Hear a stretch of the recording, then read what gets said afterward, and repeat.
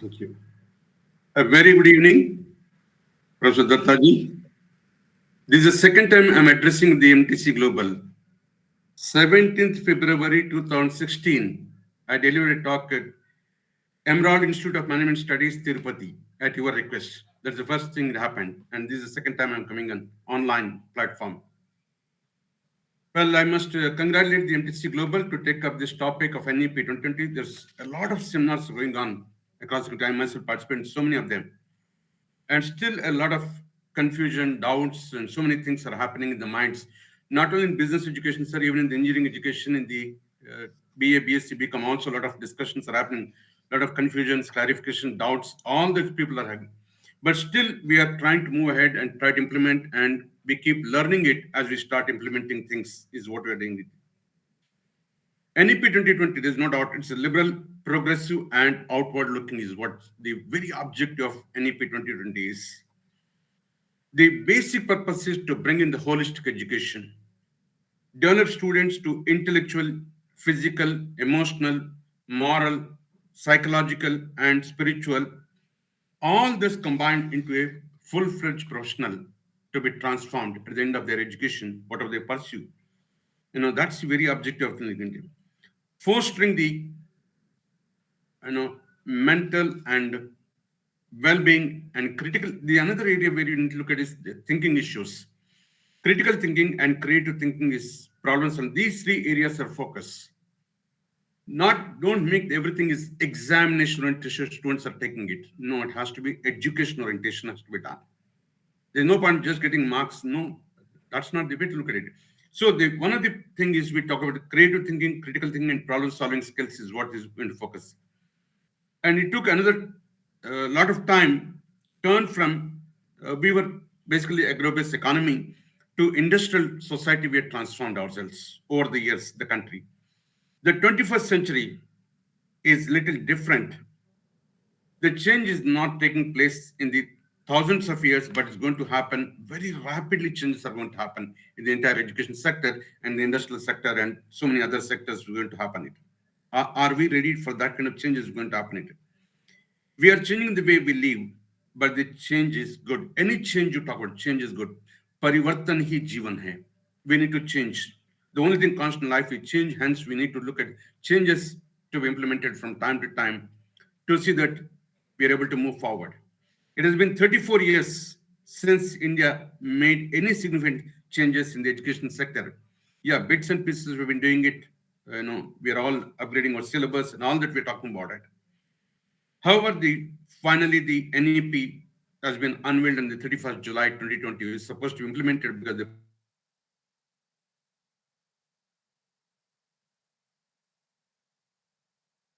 president has already started some of the discussion stage is happening.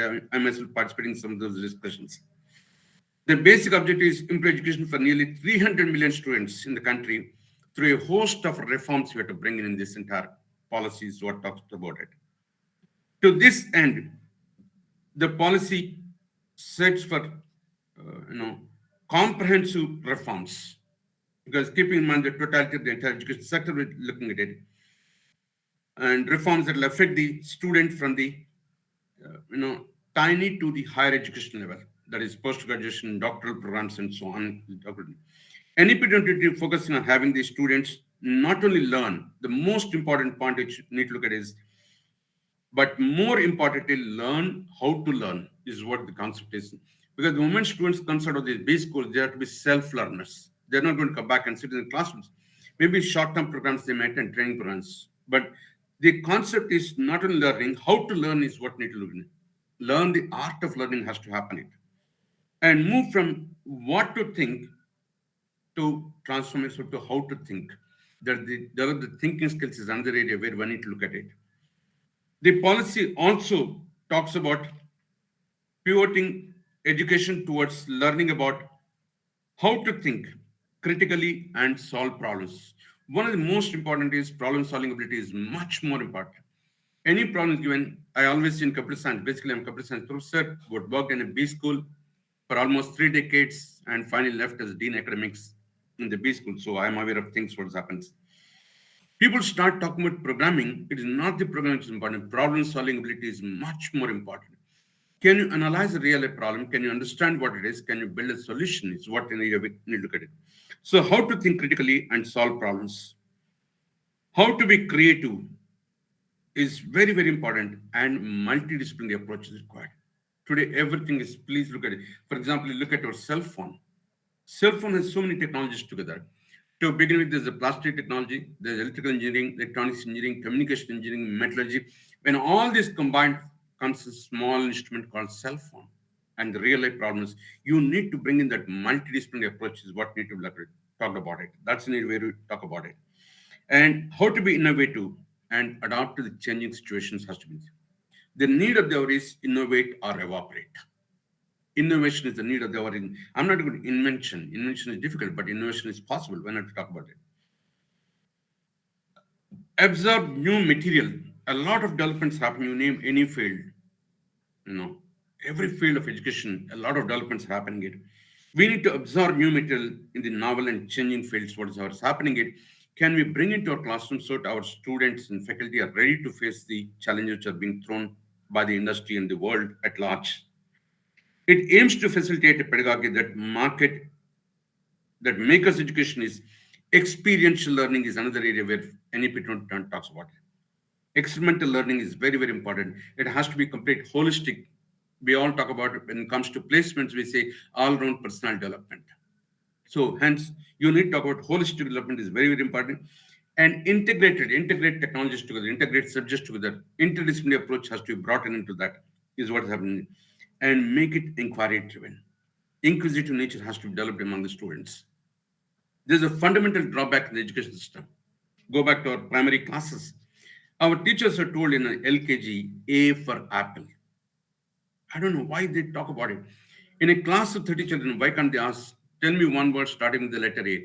At least 3, 4 children would have responded with some 3, 4 different answers that would open up their minds. Instead of that, we are forcing to learn only for A for apple, B for bat, C for cat, and so on is happening. So that inquiry driven is very, very important when you look at it. And more of discovery oriented. So much material is available already. So much real life case studies are available. Real life experiences are available. They need to discover. They're already there. You need to discover. Discovery oriented is very, very important. And make the classroom learner centric is very, very. Don't make the classroom unidirectional communication. It has to be bidirectional flow of communication must happen. It is very, very important. Are we able to create interest in the subject? Is an area where we talk about it. When you walk into the classroom on day one in a semester of your subject, whatever, talk about it. Talk about the greatness of the subject, talk about the beauty of this subject, talk about the utilization of this subject, talk about what kind of employment opportunities are waiting for them if they can master the subject. So, are we able to create that interest? If there's a great teacher, even today students will dance to your tunes. I'm a believer in that. And make it discussion based. Your management case studies has to be discussed. A lot of discussion based that happen, maybe among the team of the students for form, or maybe in the class as a whole, and with the faculty concerned or what is happening. And this instigating a sense of problem solving is what included it. Problem solving ability is much more important for a management graduate, is what need to look at it. There's so many problems to be thrown in it when you join the profession. A number of problems comes up which you not have talked about in the classroom, but it has to be looked at it. Are we look at it? An attitude of innovation to the students is very, very important. An attitude of innovation in the students instead of indulging in herd mentality. Today, people are just going mass and everybody talks about employment opportunities, they talk about it.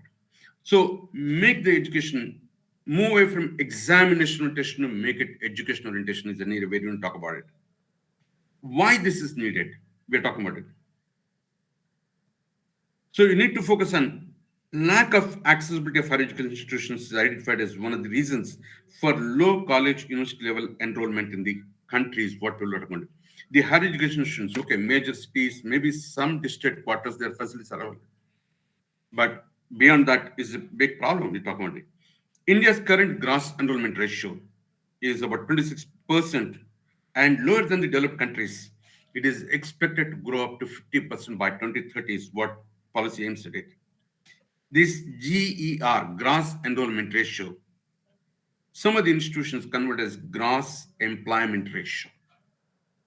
because ultimately success depends on the how best students are able to get place. In fact, I would say move away from that gross enrollment ratio to gross employment ratio. Can we move it to gross entrepreneurial ratio? That's an area where B schools and T schools should focus it. The business schools and the technology institutions should focus it. How long we can keep on producing our students to be employment seekers? We should focus more on employment creators, employment generators is what need to happen. And that's what NEP talks about it. Are we looking at it? We all have, people talk about this. We have EDP cell, we have institutional innovation center, incubation center, so many things people are talking about. What is outcome is an area where looking at it. There may be a few institutions here and there doing it. I'm not saying nobody is doing it, but broadly talking about it.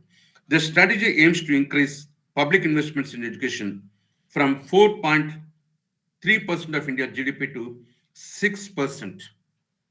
I don't know how many of you know. It comes to about 8 lakh crores of rupees investment is people are talking about it. So that's another area we need to look at.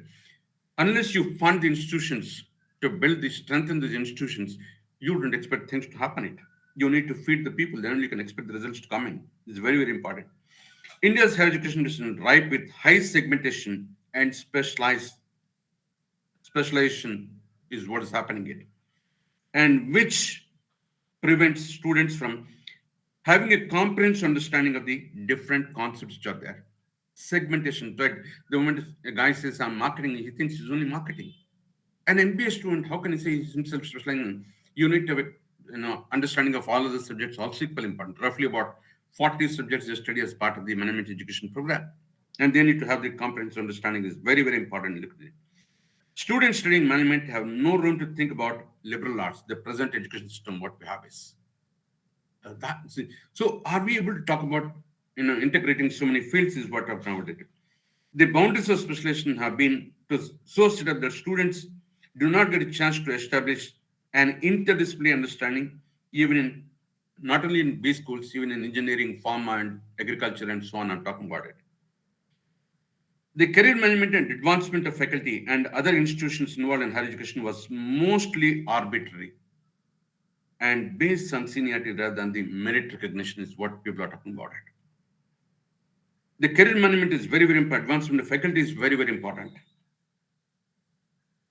Now, I always raise this question: is the qualification important or competence and commitment to faculty is important? Is an area we included. Yeah. So I would say competence and commitment is more important, and that's a high priority.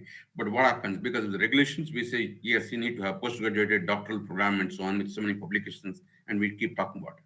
What's the level of commitment? My dear participants, teaching is not a job. Teaching has to be passion. Teaching is 24 by 7 job. It's not 10 to 4, sorry. Are we available there? There is another area we need to look at it. For example, to set up a leading B school, it costs 60 to 100 crores because this is land rates itself is very, very high. Now, what is the effect relation? College running only from 10 to 4 or 9 to 3, what are the timings? That's not going to work. With so much of investment just using for 6 hours. Look at an industry person, when you put so much money, he would like to run for 24 hours. I'm not saying you run for 24 hours. Can we extend our timings? And you really want your incubation centers or innovation centers that really work, it can happen outside your regular classwork. What is the role we are playing it? Can we have some kind of staggered timing to the faculty? Instead of calling every faculty to come in the morning 10 o'clock, the faculty who doesn't have morning first 2 hour session, he or she can come at 12 noon and then maybe stay up to 6 o'clock. So the 2 hours they're available to the faculty and labs and other things can be kept open. The students can try and discuss so many things and come out with solutions can be talked about it. That's an area where we should be talking about it. How much we are doing it. Are we looking at it? Is an area where we need to talk about it. This led to the de-incentivization of research and innovation person. Now, what the kind of research is happening it? Let me tell you, while in service, I used to go for the inspections of the colleges. And one of the places I love to see is library. And most often my complaint is, sorry, you don't have enough books and journals and periodicals. This is my regular complaint. The same way I went to one of the college, private institution, And the college chairman, elderly person, he wanted to show me the library building from a distance. Showed me beautiful architecture. Yes, I was impressed. When I entered inside, it's centralized air conditioned. Oh, good, great. I went around the racks, and while coming out, I told him, "Sorry, sir, you don't have enough books and journals and periodicals and magazines." He told me with folded hands, "Sir, I don't know why you're asking for all this." You know the reason he quoted? "Forget about the students, sir. Even my faculty doesn't come to the library. Then why should I waste money? We are adding thousands of books to library every year. Then journals and magazines, periodicals, depending on the periods they are all coming. What is the effective utilization of these things?" Yeah, there are certain percentage of faculty, no doubt, using library, both online and offline. Digital libraries today, we are talking about it. But what about the others? We have a large number of management institutions. Are we looking at it? Finally, universities or colleges are undertaking very little research. What is the quantum of research? What is the quality of research? How much really is useful for a person who's running the business or industry? What is the effective utilization of it? What is the practical application of that? Is an area where you look at it. Are we really searching for it? Then we can talk about research. Is an area where you look at it. How much time we are able to, spend in the libraries, be it digital libraries or the traditional libraries, whatever. There is much less scope for conducting any research on any novel or futuristic concepts is what's happening. The kind of facilities, the kind of faculty, what's happening in the colleges, I'm talking about. One of the critical reasons for the little research is being carried out is the bifurcation of higher education to two types of institutions. One is teaching institutions, and other is research institutions, like premier institutes of the country. Yes, there's no doubt they're all doing a lot of research, but otherwise, our regular MBA colleges, they're merely teaching institutions happening it, and their number is very large. That's in area very limited. And there is also little research funding related to the other nations. What is happening? It. What the kind of funding is happening? I do sit in some committees when people talk about it. We are spending so much money on R&D. I say, who asked you to spend the money? Is it called spending or investment? People should talk about what are the money is being spent on research and development. Is it's an investment is happened. I remember one of the leading giant, I don't name the company, a steel industry. I visited as part of the assignment, and we had a 3 day stay there. And the chairman mandate talking was, we are spending so much money on R&D. I said, please don't call it spending. It's an investment. You're making it to come with new products, new better material is what you want to still produce. You want it for which you are doing the R&D. It's an investment. But somehow people have mindset we are spending. No, don't expect research to come out tomorrow morning. Results to come out. It takes time to build the products. Are we looking at it? So there's a little research funding is happening it and related to the other nations what is happening. So you need to focus not only searching. I'm talking about utilization of library. Not only searching, you need to move towards research, or at least are we doing research? Is an area where we need to talk about it. How much we're doing it. Let's see the glimpses of NEP 2020 with reference to business education. Internalization of curriculum is very important. Is very important. You need to look at it. How best you are able to meet the local needs of the industry, whatever the area in which you're located. It. Diversity of class in tune with MNC culture of diverse employees. Now, an MBA classroom, the students must be from different fields because fortunately, MBA admission, any graduate is allowed. BA, BSc, BCom, BTech, B Pharmacy, BS Agriculture, a medical graduate, combination. That's a beautiful combination which can work out. Is what we talk about it. So, diversity in class in tune with the MNC culture of diversity of employees is what we need to look at it. And cross-cultural management is very important. People come from different parts of the country or different districts within the state. Now, that will help them to understand the cross-cultural issues because people have tomorrow work in global leaders and they need to work in different nations or deal with people from different backgrounds. So that's automatically gets built up when you talk about cross-cultural management issues. Faculty exposure to industry, you know, uh, is another area where you look at it. Now, I always say, can we train our faculty in the shop floor? Shop floor to the class floor can come in, and then yes, our students can go to the shop floor, can happen it. How much is the industrial exposure to the faculty is very important. You need to look at it. Fortunately, the institute where I worked for almost 3 decades, Our job not only involves just teaching, we had to do a lot of consultancy, we had to do corporate training, we had to do research.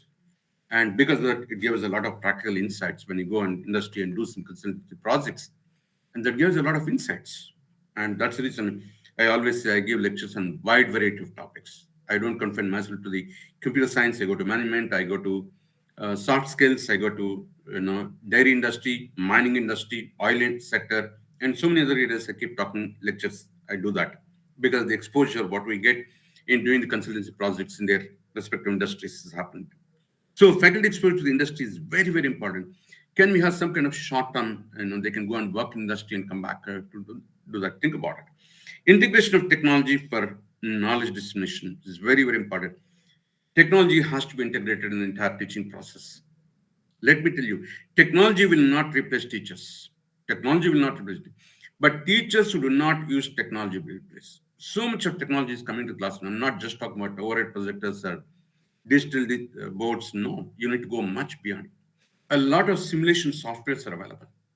Can we use that and can we make our students to participate in that and think about what kind of decisions they're making, what is the impact on the business is happening. Ultimately, they generate profits. So all these kind of softwares are today available in the market. So that's a very possibly. So integration of technology for knowledge dissemination is very, very important. And I was telling about faculty exposure to industry. We all talk about sabbatical leave, where people can go and pursue the higher education what they want, or maybe postdoctoral research. We're talking about it. Why not we say that an academician can go and work in industry for 3 months or 6 months or 1 year, and come back and take up his teaching work, and it has to happen both ways. An academician going to industry, industry person coming to the academic, and this kind of flow, if it can happen, it can do wonders. Is what either one is to take a consultancy project, work on it. The other way is can you take a break of 3 to 6 months or 1 year and go and work in industry and come back, and that really gives a lot of practical, in-depth understanding, and you will be able to deliver much better lectures can happen. It. What is the role of faculty is very, very important. Teachers are the base for NEP 2020 implementation, and they will play important role in making India from Vishaya Guru to Vishwa Guru. Vishaya Guru. We are all subject experts, but can we be Vishwa Gurus? The first university in the world we had in India, all of you know it. Now, can we get back those things? So we not only confine ourselves to Vishaya Guru, can we transform ourselves into Vishwa Guru? That's an area where faculty has to put in a lot of effort in transforming themselves. At least some of the institutions are encouraging these kind of things. The facilities they're providing, the purposes they're providing it, why not we transform ourselves to be liberated? NEP 2020 will make equitable quality of education and accessible to all. The very objectives, can we make it available and accessible to all the people who are really looking for it? The faculty to develop course content depending on the local needs is very, very important. Are we looking to, and the expertise what they have it need to be created. We need to develop the curriculum which is suitable to the local industry. Not only, yes, we all look at the global industries, no doubt about it. I'm not saying you should not look at it. But at the same time, we need to develop our own industries also. Can we design at least some courses which are suitable to the local industry so our young students, boys and girls, can go and work there and transform those industries also to compete globally? Is an area where you look at it. Think about it. And implementation of NEP will require discarding the age-old practice of memorization and rote learning, what people are talking about it, and adopting constructive pedagogies to go beyond textbooks. The one thing when I go around the colleges, people talk about, sir, the syllabus is outdated, the textbook is outdated, and so on. Let me tell you, syllabus or textbook is only broad framework. It's a roadmap, that's all. It is for the faculty to bring in all the relevant content to the classrooms. Classroom teacher is the king. So are we able to bring in all the relevant content into the classrooms, and can we deliver the content which is far superior than you name any textbook which is already 1 to 3 years old? Are we training our students for tomorrow or for yesterday? If we depend on the textbook, that's yesterday. So hence, the faculty has to play a very active role, very important role in bringing all the latest development into the classroom. Depending on the context, they should be able to talk about those things. That's an area where we can transform our students to be ready to face competition, what's coming up is an area where you look at it. So you need to look at it, the teaching methodology is also is equally important. Are we looking at it? And traditionally, we have been talking about classroom lectures. I'm not initially. I also done lectures at least for initial 15 years, but later on I started changing myself. This is what happened. There's so many teaching methods. Are we looking at it? You can talk about lecture method, demonstration method, group discussion method, panel discussion method, classroom outside the classroom. And there's so many methodologies available. Are we will talk about it? Instead of doing just blackboard teaching, right from morning to evening, student is looking at the blackboard and his future is becoming black. Why not we bring in variation to the classrooms? Is an area where possibly think about it. Is an area where you can talk about it. And then aim must be changed from syllabus. We are all somehow interested in syllabus finish karna hai hame. Because semester, some of the institutions are adopting trimester system and time is too short. They somehow rush to the syllabus and say, yes, I've finished my syllabus. This is what people are talking about it. I have a question. I want people to participate. The participants, number may be small, but still, what is the difference between finish and complete? We generally say we have finished my syllabus. I completed my syllabus. We keep talking about the end of the semester, trimester, whatever we're following it. What's the difference between finish and complete? At the end of the semester, we go and tell our HOD, yeah, somebody is ready. Evening, sir. Yes, complete is when we actually complete the entire system. Finish is we partly finish things or partly we complete things. It doesn't have a completion. Good. Thank you, madam, for participating. Yes, sir. One more participant, please. Okay, let me give the answer. Finish is with reference to time, complete is with reference to quality. We somehow just finish syllabus and we go and tell our HOD or principal or director, whatever it is, we say, I finished my syllabus. No, what it needs is completion. Are we able to deliver quality inputs? Are we able to do a lot of exercise, case studies, experiments, or what are the things which are involved? Unless a student is practically involved, he or she will not be able to grasp subjects. Yeah, theoretically, otherwise they only look at passing the exam. No, that's not what we're looking at it. So think about, not just finishing syllabus, can we complete the syllabus? Completion of syllabus calls for a lot more effort and time, both by the faculty and students is what's required. Don't confine yourself to this 10 to 4 or 9 to 3 timings. No, you need to be available. Why some of the leading business schools are flourishing? Because they have flexi timings. There's no rigidity like 10 to 4 kind of things, and they're able to do a lot more things. And students are also mostly residential campus. They are staying on the campus, they do a lot more things. Whereas our regular MBA colleges, affiliate colleges, they just do 10 to 4 is what's happening it. Thank you, madam, for participating is what I'd say. So educators must understand and embrace the concept of integrated and multidisciplinary approaches and the need for development of 21st century skills is very, very important. How best we're able to integrate all these subjects together. Because unfortunately, we all think that, no, my marketing is great, my HR is great, my finance is great, my production operation is great. And no, sorry, unless all these are interconnected together, can't happen it. Are we able to bring in that interconnection is very, very important. Interdisciplinary approach is to be brought in. A marketing faculty, maybe we're talking about marketing, but he has to keep in mind the back of his mind, the finances ultimately is to generate money for the company. Same way, production faculty who is talking about production, he also has to look at it how best he can minimize the cost of production is and finances involved. And production manager also has to look at how to deal with these employees, the workforce which are there in the shop floor. That means HR is integrated in it.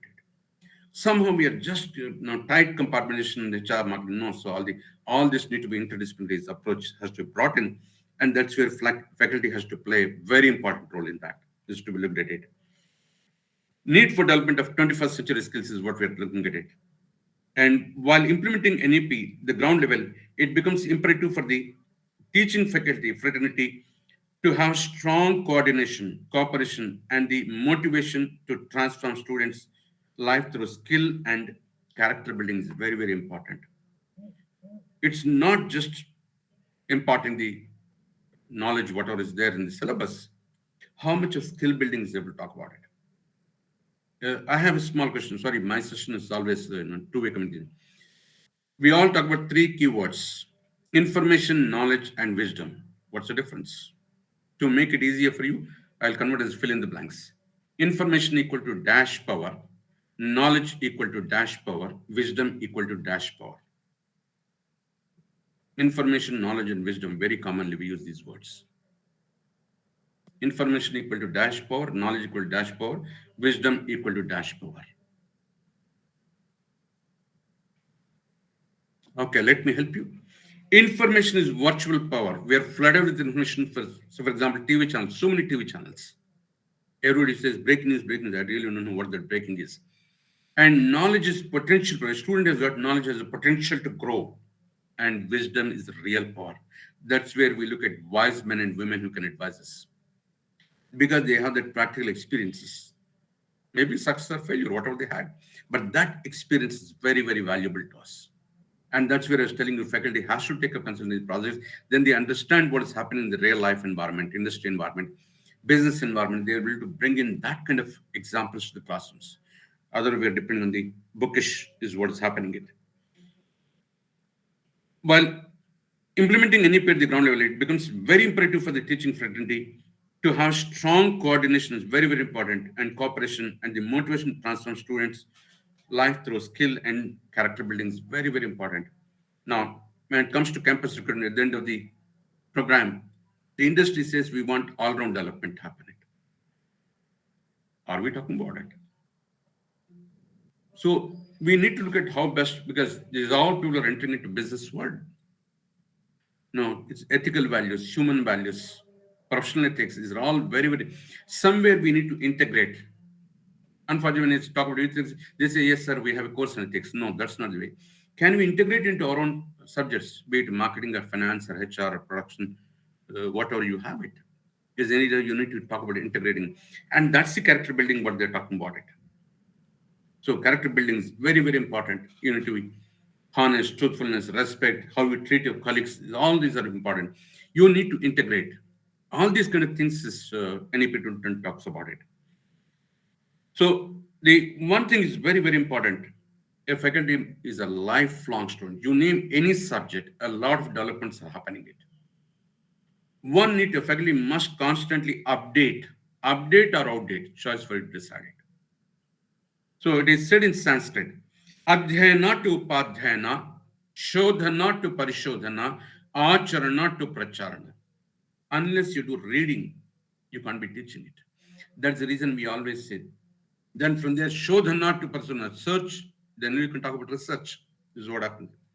That's where in the academic world we say teaching and research will go on hand in hand. When you're doing research, you'll be able to bring in that leadership developments into the classrooms depending on the context. That is the reason in the academic world, teaching and research will go on and maybe theoretical research, highly theoretical research, fundamental research, or maybe applied research, whatever we're talking about. All that has to be brought in. That's where we say adhyana to upadhyana, shodhana to parishodhana, search and research, and then acharana to can you demonstrate it? What are the results you got it from based on a study what you conducted? Demonstrate practically. And then once you got the results, you were happy and convert as a paper and publish it. The another area where you need to talk about what is the kind of patents is happening. I'll tell you in a small place in Andhra Pradesh I happened to visit last year. One of the professors has got 18 patents. And I went to his chamber, I said, met him, and he's doing it. What is happening to people in the major cities is an area. And some of the patents he sold, he made a lot of money is available. So are we coming with some kind of innovative solutions which we can give to industry and make money of it? In fact, I would say, the faculty should be able to generate at least 30% of their salaries through the consultancy or corporate training, whatever they do it, is an area should not do. These are the kind of things we need to make it self-sustainable. It's some of these independent B schools, privately owned, they should be self-sustainable, not just depend on the students' fee alone. Can we generate, in terms of consultancy or corporate training, and we should be able to support the institution. That's the way possibly think about it. So you need to constantly update your knowledge. Update or outdate is very, very important. And then research has to happen it and implement it, demonstrate it, and then yes, convert the paper and convert it. Now, one of the areas which talks about it, capacity building for faculty. If you look at the NEP 2020 document, chapter number 13, point number 4 talks about it. Capacity building of faculty is very, very important. Faculty will be given the freedom to design their own curricular and pedagogical approaches within the approved framework. So you are free to design your own courses, your own curriculum, what you wanted.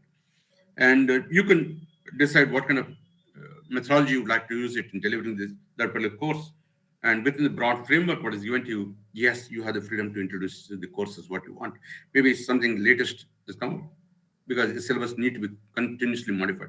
I remember when we were students, the syllabus used to change 3 to 5 years time. It is take for change. But today we need to be on towards change from dependent need, or maybe we have to introduce new courses or modify the existing courses, or maybe somebody drop some of the courses is an area where faculty has play a very, very important role in doing that. Is what happens. Including textbook and reading material selection and assignments and assessments is an area where you need to look at it. And you need to decide what kind of textbooks you're selecting it. And there's so many books are coming up, and what kind of reading material you're giving is reference material. Okay, you are teaching a subject based on some syllabus which is given to you broadly. Can we say, why don't you go and read so-and-so article which appeared in the recent magazine, recent edition of the magazine, why don't you read it? So that kind of pointers we should will point out and let the students go and read that article. Or that article, whatever is appeared, is an area where you need to talk about it. So including textbooks and reading material selection is very, very important. And how best we're doing the assignments, not stereotype assignments. Can we convert as a real life assignments? Is there any way to talk about it? Are we talking about it? Assignments is very, very important. And how you are doing the assessments.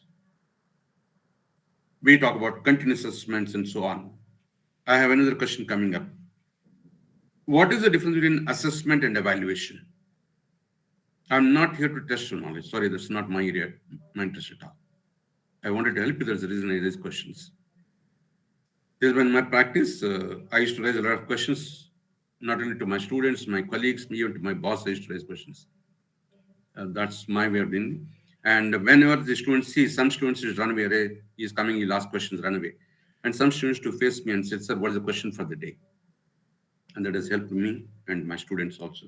That's the reason I ask question. I'm not here to test anybody's knowledge. So let me tell you, assessment is an ongoing process. Evaluation is end product. Assessment is an ongoing process. We do tests, monthly tests, unit tests, and so on. And finally, then the semester, trimester, you do the evaluation of the end product is coming out. Is an way to talk about it. So we need to do the continuous assessment. There's no doubt, but at the end of it, we need to do evaluation. Is the student ready for the corporate world?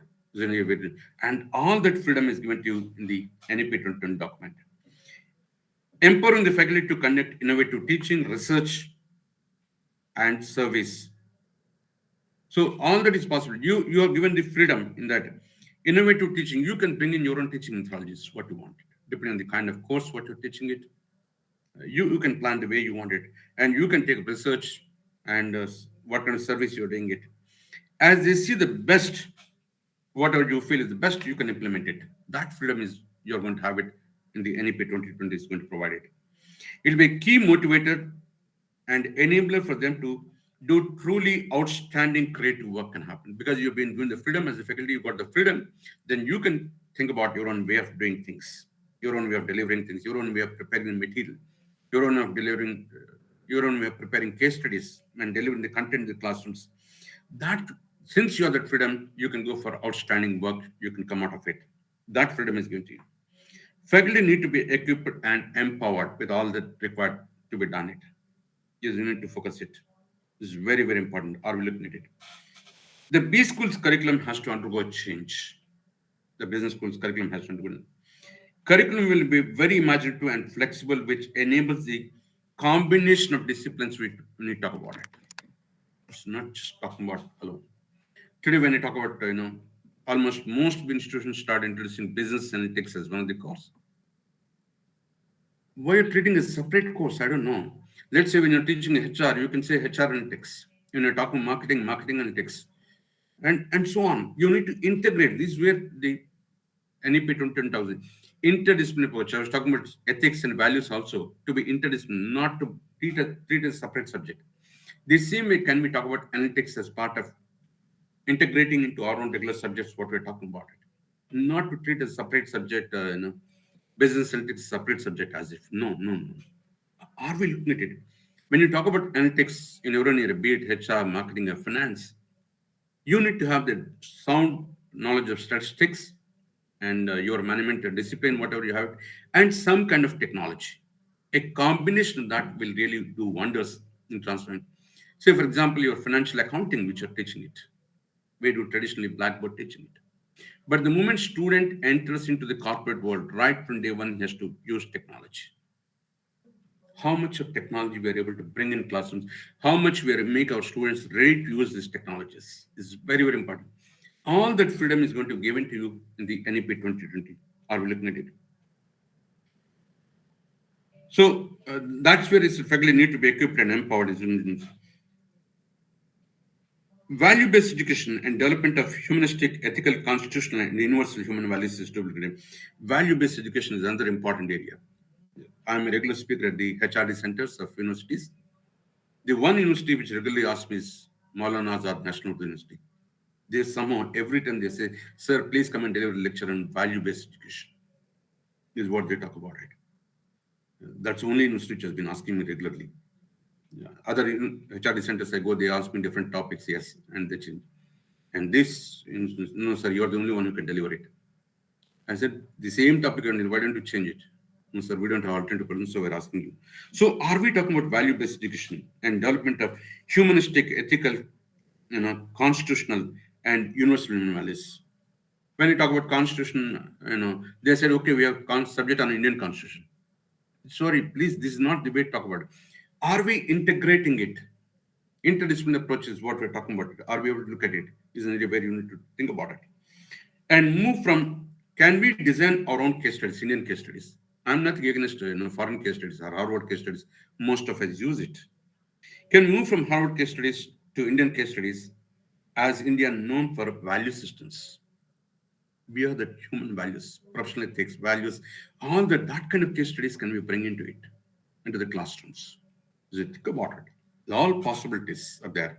You have been given the freedom, you have been equipped, you have been empowered to do things and think about it. And that's the real transformation can happen if we truly understand and implement NEP 20. That's where I always say policies found by the government from time to time, policies are excellent. It is implementation failure is happening. After all, any policy design, most of the experts are sitting, some of you or me are sitting there on those committees, and we talk about it. But implementation failures is happening. Are we looking at it? So, management education itself is a multidisciplinary approach, education based because students from any background can join the management education. It has multiple. Are we able to integrate all this into one? Isn't it way to talk about it?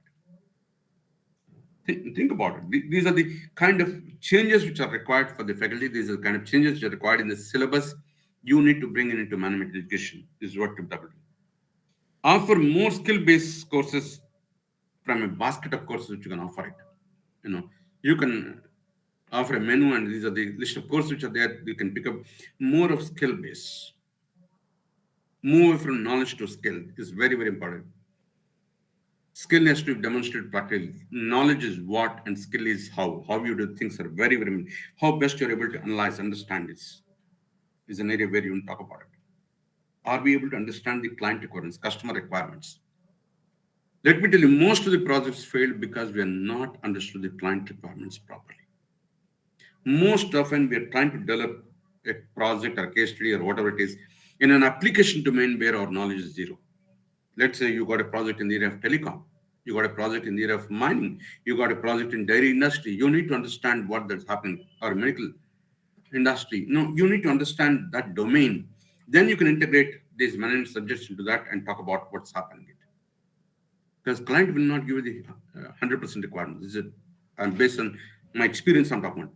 They give a broad framework on which we understand, and we need to develop the solution and give it to them. It's an area where maybe we have to do hand-holding in implementation also. In some of the cases where we are done, they insist on hand-holding also. Yes, we have done it. Otherwise, we generally submit our report and say our job is over, we collect our money and come back. There's some cases, yes, we have to do hand-holding is also very, very important. So you need to bring in that multidisciplinary education because students from any background can come in. So you need to focus more on skill-based education is very, very not just talking about theory alone. With due respects, questionable academic excellence over a period of time. I'll justify my statement. Go back to your own student days. How many great teachers you have come across in your life? If you ask me, I had only two teachers whom I remember even today. What I little achieved is only because of those two teachers. One is the one who taught me the school final, and the other one who taught me the PG level. These two teachers, I can't forget them. Whatever I achieved is because of them. Now, I'd like to know from you how many great teachers you have come across in your life. Can at least two, three participants can they respond, please? At least one participant. Okay. Anyway, this question I've been asking so many. Yeah, somebody's ready. Yes, sir. I remember one of my teacher from my 12th standard who inspired me to Yeah. study. Still remember her. Okay. Okay. Thank you, madam. Look at it. She says I had two and she had only one. And we all have been saying education standards are coming down. So what will be the number? From two to one, it has come down. Now it is. Why are we blaming children? In fact, I'm a strong supporter of the students. There's nothing wrong with the children. The problem is parents and teachers. Look at, we are also parents. How much time really we are giving to our own children at home? Our generation had the greatest advantage of joint family, large family. So many people were there to take care of us. Today, joint families disappeared. No more large families, only one or two children. The lady at home has also started going to the work because of the financial need or empowering, and child is left as orphan at home. Now, coming to the colleges or schools, what's the level of commitment of the teachers? That's another question to be looked at. And these are the problems why students. So that's where I always say, please stop blaming students. We need to introspect ourselves as parents, as teachers, as elders of the society. We need to look at it. How much time we are able to talk about it. How much care and concern we are showing to our own students as to look at it. As parents, as teachers, as elders of the society, we need to look at it. In the another point which I always encounter when I do conduct a lot of faculty development programs. In the last 8.5 years, about 180 faculty development programs I conducted. Going to the college, conducting programs of 2 days, 3 day duration, I conduct that. And let me tell you, faculty generally, they say, sir, this last bench students are useless, we can't do much about it. I say, why are you saying that? In any classroom, you look at it, I classify the students in three parts. The first couple of benches are serious, sincere, they focus. Middle benches will push their ability to perform it. The problem is last bench. I give an example for that. Imagine for a moment you have your own three biological children. Two are born as normal children and one child born with some defect. What is that we do as a parent? We give more time, more money, more to the third child who is born with defect than the other two children. Yes or no? The same thing you're supposed to do in the classrooms. Don't claim the credit for the success of the first benches. What is that you're playing the role in transforming those last benches? Very, very important. We generally say, no, P.V. Narasimha is my student, Dr. Manmohan Singh is my student, and so on. Then why I'm not claiming ownership for Poolan Devi is also my student, Bandit Queen. So what is the role we're playing in transforming those boys and girls who are sitting in the last rows? It's very, if not, they become a big burden not to their family, to the society, to the nation as a whole. It's going to be problematic. What is it? And you need to talk to them on one-on-one basis. And some of the institutions, they claim we have mentoring concept, we have counseling and all that they did.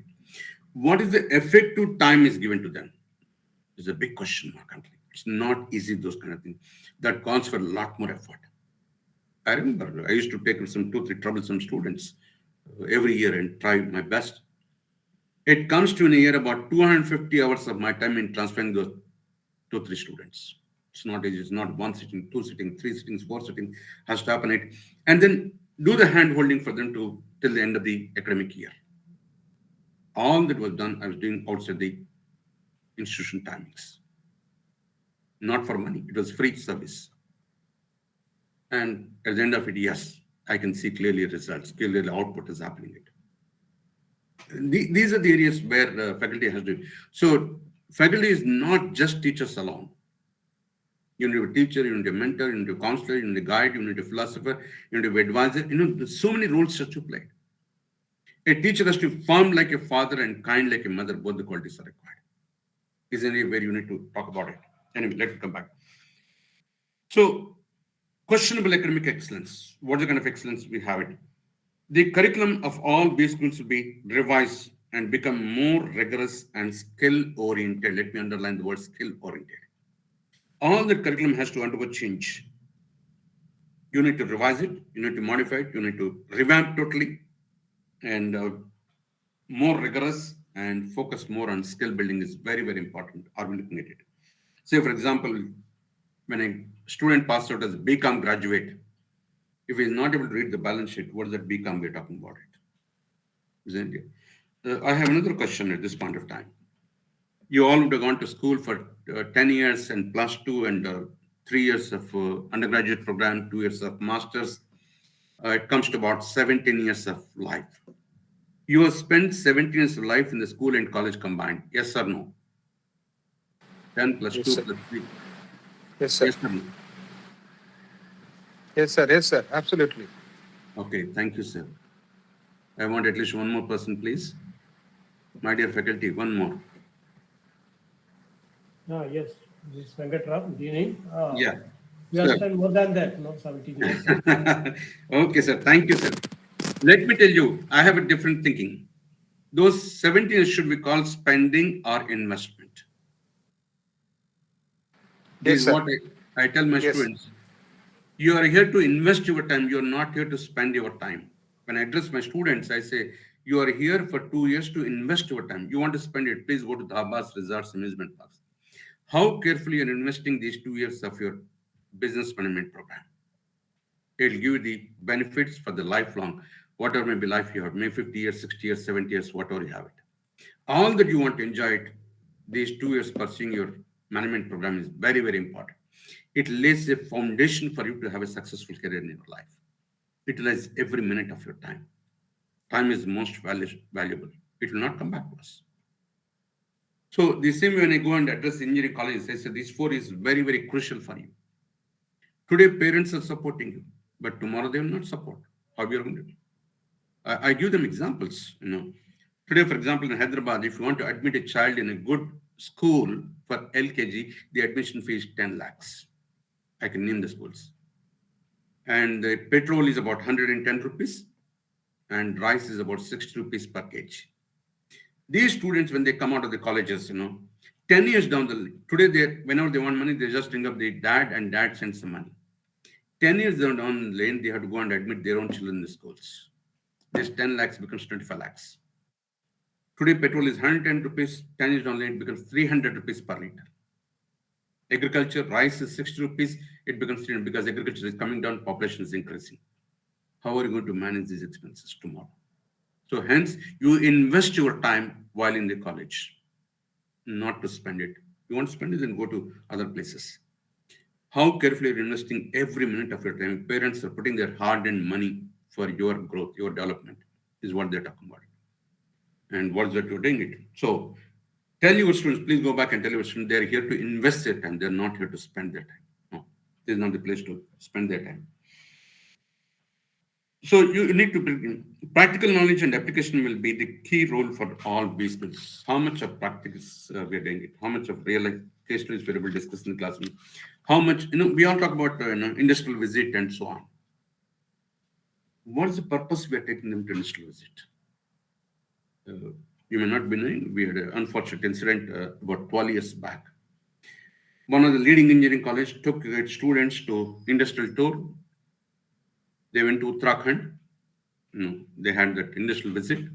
While returning on the way, the students requested the faculty, sir, why don't you stop the bus in this river? There's no water. We'll go in the river and take photographs. These days, selfies have become very, very important. And faculty somehow gave permission because luckily there was no water. And so he said, okay, fine. Suddenly, without announcement, the floodgates were opened somewhere on the top. 24 students washed away on the spot. It's a big loss. So look at it. Now, why we are taking students to parallel industry, and you need to be very clear about it. And what we do, which faculty is accompanying? You send somebody and that's over. No. If faculty who is teaching a particular subject, he wants these kind of industry inputs are required, that faculty must accompany the students. And while you're visiting industry, you should correlate your theory to practice. Yes, you remember classroom, I was talking about this particular topic. This is what is happening. You can see now here. Why we're taking the industrial tour? Because we cannot show that kind of things in the classroom, in the institution. So we take them to industrial tour. Are we able to really? We just send somebody, and these fellows go there and enjoy it, come back, and as long as nothing happens, nobody questions. When something serious happens, and you may not knowing, the court gave judgment, you pay 1 crore compensation per child. 24 crores. Which institution can pay? Because these are the serious problems. So you need to be very, very cautious. Practical knowledge and application is a key for all business schools, whatever we're talking about. How much practical knowledge we're able to impart. How much of practical case studies we're able to talk about. These are the areas where we should talk about it. Blended learning is one of the top aspects of the base school curriculum, and the same has been put forth quite well in the NEP document. You need to be talking about blended learning is very, very important. My dear faculty, online learning is going to continue, let me tell you. This will not go away. Online will continue. Yes, classroom teaching plus online, a combination that will happen. It. Blended learning is going to happen. Is one of the top aspects of the business schools curriculum, and this is incorporated into the NEP 20 document. So not necessarily everything will be in. I'll tell you, in one of the faculty development program, one college was doing it, and they requested me to one of the resource person, and I agreed, yes, sir. When finally they finalized the timetable, they sent me a copy, and I was surprised to see they were running classes from morning 8 to evening 8. I asked the concerned institution, how come you're running classes from morning 8 to evening 8? Sir, because it's online mode, I don't need to worry about expenses. So morning 8 to 10, I'm inviting somebody from the eastern part of the country, maybe Singapore, Malaysia, Australia, whatever it is, So they will come and address my participants morning 8 to 10. Evening 8 to 10, evening 6 to 8, he was taking the people from the West. Look at the facility today we have it. So let's say I want somebody from the US to address my students. Yeah, today, thanks to technology, online facilities are available. Why not I schedule it? Say maybe night 10 to 11:30. And most of the youth, they sleep late in the night these days. So 10 to 11:30, why not ask one of the US professor to address my students? Technology is facilitating. So all these kind of combinations has to be looked at. Today, technology is available. And most of the institutions, via the facilities, are utilizing it. Blended learning broadens horizon and develops skill sets is going to happen. You need to talk about blended learning is very, very important today. So let me assure you once again, technology will not replace teachers, but teachers who do not use technology will replace. I'm stressing this point again and again because I myself is a technology faculty. And the other areas look at is leadership skills and experience working internationally. Now, this is another thing when I go for types of the international institutions, I can have somebody mentoring or somebody guiding my students, maybe sitting somewhere far away, thanks to all these online platforms which are available to us, and through which our students will get exposure to internationally what is happening. It is an area where one can look at it. Are we able to look at it? You can bring in that, international exposure can be brought in. All that can happen. It also having the flexibility to control in a part-time course, offering more variety, so the students have more control over the how they choose and structure their personal learning. Example here, once I was addressing some engineering college, the first year BTech students. I asked the students the question, how many of you came on your interest to study BTech? One girl was bold enough to stand up and said, sir, I don't like this engineering. My parents forced me, that's why I'm here. I said, give a round of applause because she's frank and saying that. Then I asked her, what is your interest? She said, sir, my interest is fashion technology. Good. By then, about 3 months or over, the college started. So I asked her, In the last 3 months, tell me how many hours per day you studied at home on average. And she was honest enough saying that, sir, not even half an hour. Look at it. This is what is common among the most of the students. Let me tell you.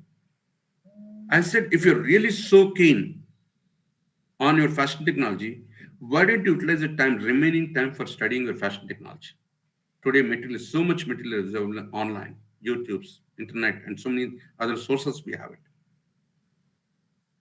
Sir, I didn't realize it.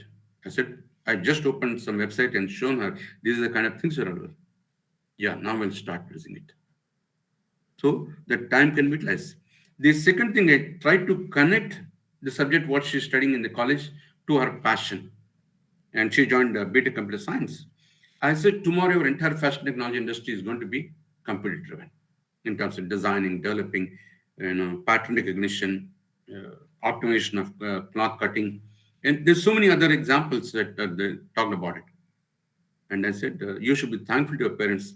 You can pursue your passion of fashion technology and also study computer science. A combination, tomorrow everything is going to be e-commerce, e-business, we're talking about it. So all this kind of combination will help us. She said, sir, nobody talked about these kind of things to me so far, and I wasted my 3 months of time. Look at it. These are the kind of small, small things which can inspire students, and they'll start putting their best efforts can happen. So flexibility in, you can enroll in part-time courses offering more variety of courses which can be offered. Can we talk about it?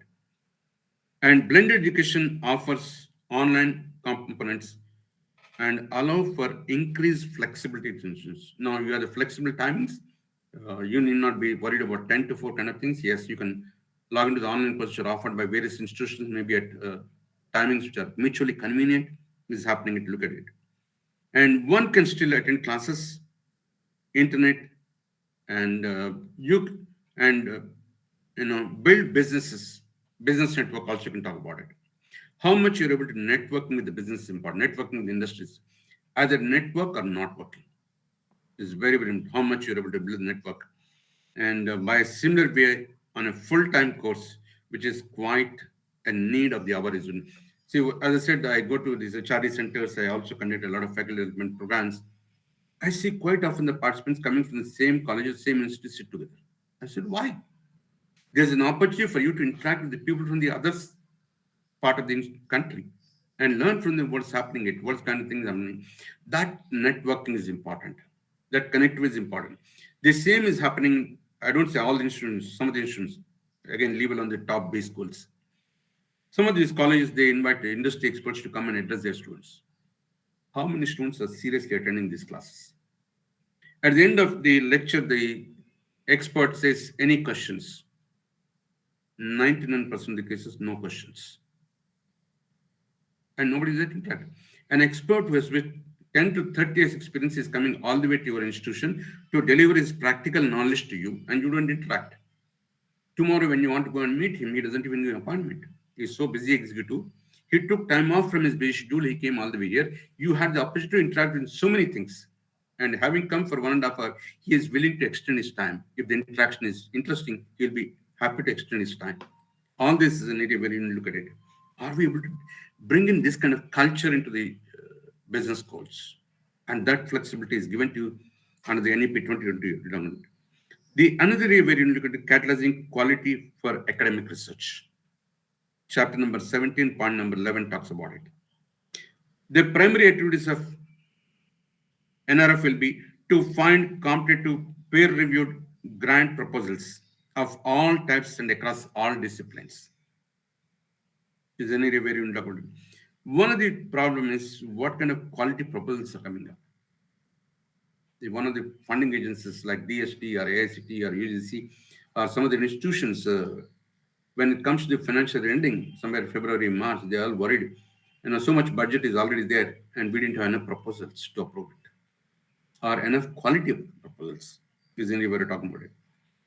So one side will complain there is no funding. The other side is say, sometimes your funds are lapsing or somehow we just call up some few institutions and say, here is a fund, is a quick proposal, can you send it so we can clear it? Look at the dichotomy what is happening. So The funding is one side. Yes, the funding is available to you. Go to so many institutions today, they are there, including the ministry of the government, both state and central government. They're also funding. Some of the industries are funding it. And there's so many options which are available to us, and some international agencies too. So funding is not a problem. Are we really serious about it? Is anybody?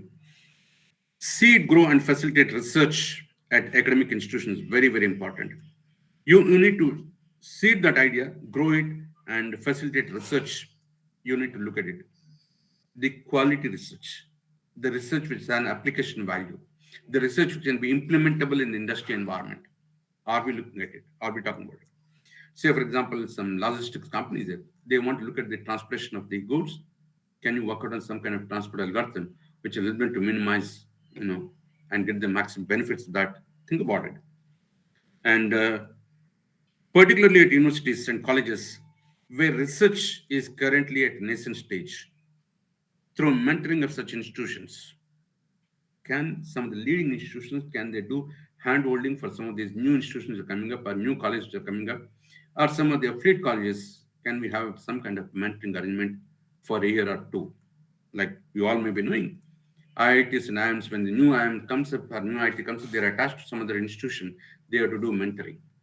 Is there a way, can we work out some kind of a proposal to say that established leading base schools will adopt a particular management institution and do hand holding for a year?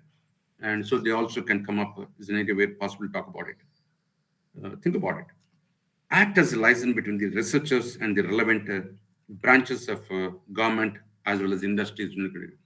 Now, you need to play a role of a liaison officer, and how best you connect yourself to the industry or government agencies, both national and international agencies. You need to look at what kind of licensing you're doing it. I know some of us, we go attend so many seminars and conferences at various places. What's the kind of network you're building up? And that would really help us to get connected with industry, and that would help us. Let me tell you one experience I had. I was hosting some conference and then looking for funding. I went to one of the industry, met the general manager of the company. I said, "This is the kind of event I'm planning it, and hence I'm looking for some funding." He said, "Keep the proposal." I said, "Let's discuss how best we can collaborate with us." He gave me 15 minutes time, and the discussion went on for 45 minutes. And he said, "I'll be happy to meet you more frequently." He found some value in it, and I said, "Yes, more frequently." But the very purpose I went is funding. So at the end, before I come out of his cabin, I said, "Sir, funding." He said, "Don't worry about this part. I don't know how much you ask. You ask X amount. I'm going to give you 2X amount. But make this connection more frequently. At least let's see. If not daily, can we meet once in a fortnight? Maybe meet over a dinner. I'll host the dinner." This also he said it. All that is happening. It are we there? Build that kind of network when you go out seminars and conference workshops and meet that license can really help us to get the funding. Funding is not a problem. Let me tell you.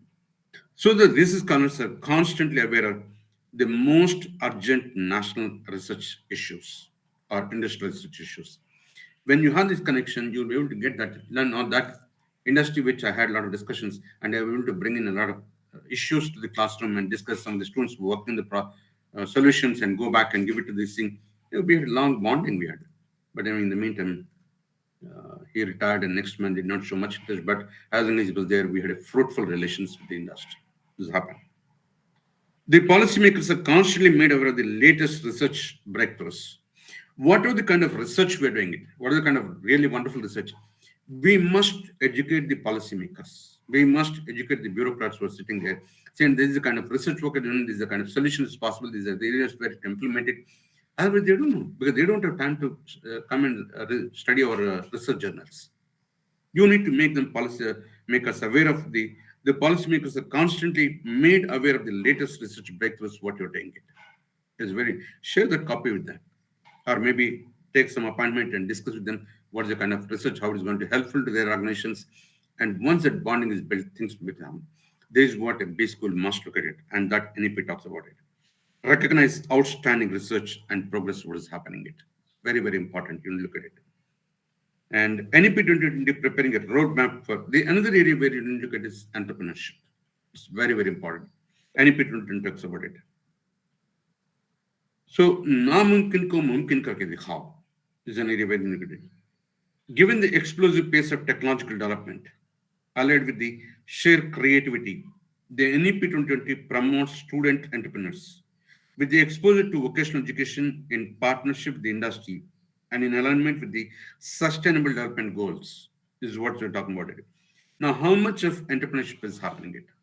How much of incubation centers is happening? It? How much innovation councils are happening? It? When I go around all these institutions, and everybody talks about, oh, we have institution innovation council, we have incubation center, we have entrepreneur development cell. So many people talk about it. And when I visit their college first time, they gave me their college brochure and I just flipped through that. And each of the institution claims we have 90% placements, 95% so on. I have not come across a brochure which talks about it. 5% of students did not take the employment campus recruitment, they gone as entrepreneurs. I'm yet to see that. Why not some of these leading B schools, instead of saying that we have 100% placements and so on, like I said in the beginning, it is not the gross enrollment ratio or gross employability. Can we say gross entrepreneur ratio? How many of our students are able to convert to be entrepreneurs? That's an area where we should be focusing. A B school should talk about it. And that's what I will say. Can we say, I'm not saying tomorrow morning you do it. Can we say in the next 5 years, can we transform at least 20% students to set up their own businesses, their own industry, whatever they want? Can we transform the students? That's an area where B school has to provide, and that facility is given to you by NEP 2020 talks about it. Are we looking at it? B schools must focus on innovations, my dear young friends. Innovate or evaporate. You must be wondering why I'm calling. I'm at the age of 70. I don't know how old are you. So B schools must focus on innovation. Innovation is the need of the innovate or evaporate. And in turn lead to entrepreneurship is not. If not now, when are we going to do it? Environment is ripe, environment, conducive environment, we have it, and NEP 2020 facilitating us. If not now, when are we going to do it? If not you, who else are going to do it?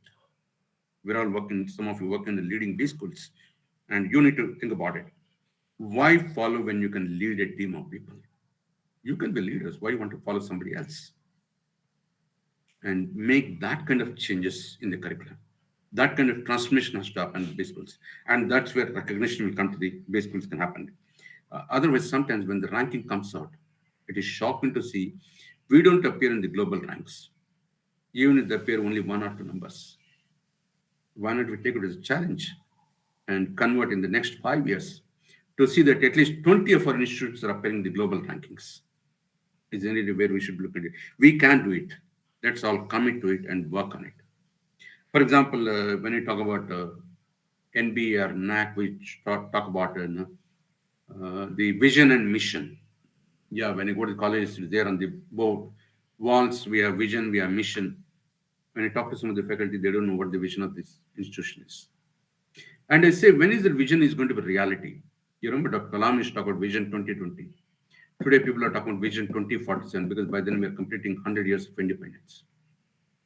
When is the vision is going to be reality? And let me tell you, when you interact with the students and faculty of the business schools, including the engineering colleges, and nobody knows what the vision and mission is. Let me help you. Vision lays the road, mission carries the load. You need to work with the missionary zeal to work on it, to transform, to make vision into reality, is what an area we need to do. What's missionary zeal? That's where I said teaching is to passion, not a job. Sorry, it's not a job. Teaching is 24/7 job. Can a mother say, my job is to the child is only 10 to 4? No, she works 24/7. The same is the role the faculty is supposed to play it. So if one possesses a skill of creativity, knowledge base, original critical thinking, and these are some things which can lead to innovation entrepreneurship is possible. You need to win. You need to possess skills of creativity. I have another question at this point. What is the difference between creative thinking and critical thinking? Difference between creative thinking and critical thinking.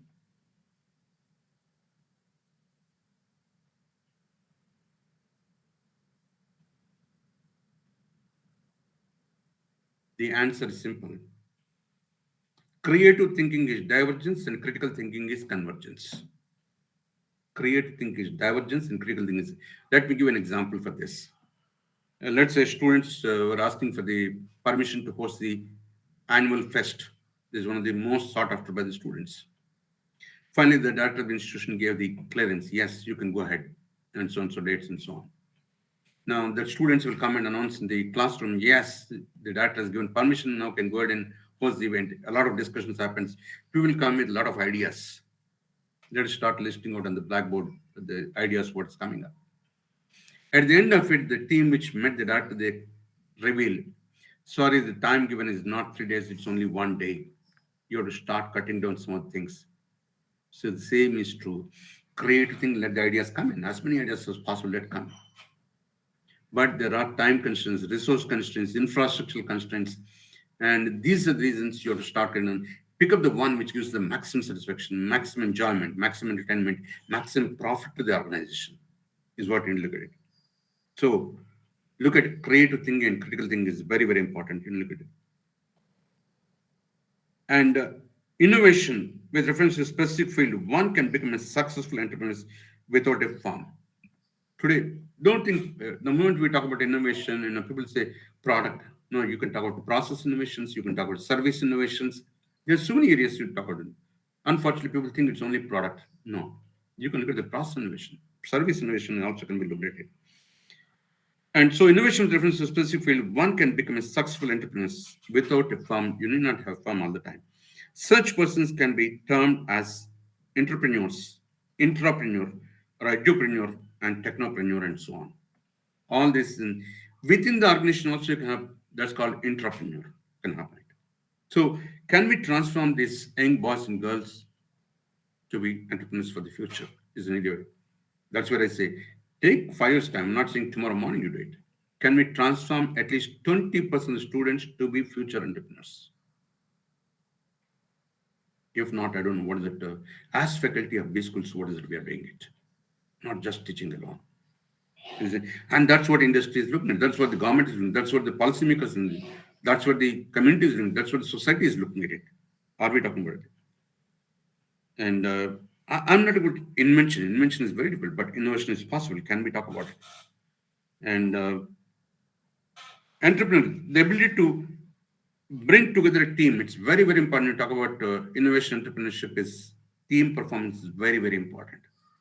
Can you build a team of 3 or 4 people, depending on the size of the complexity of the project you need to talk about?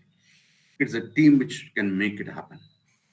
You look at all those major things happen because of teamwork. Can you form a team of 2 or 3 people? Is what it, and most of people doesn't even know the difference between team and group. Team has a common object, common agenda to talk about it. Group has no common. That's why it's a political groups. Team stands for together everyone achieves more. Mathematically speaking, 1 plus 1 is 2. In a team performance, 1 plus 1 is 11. That's the strength to derive it.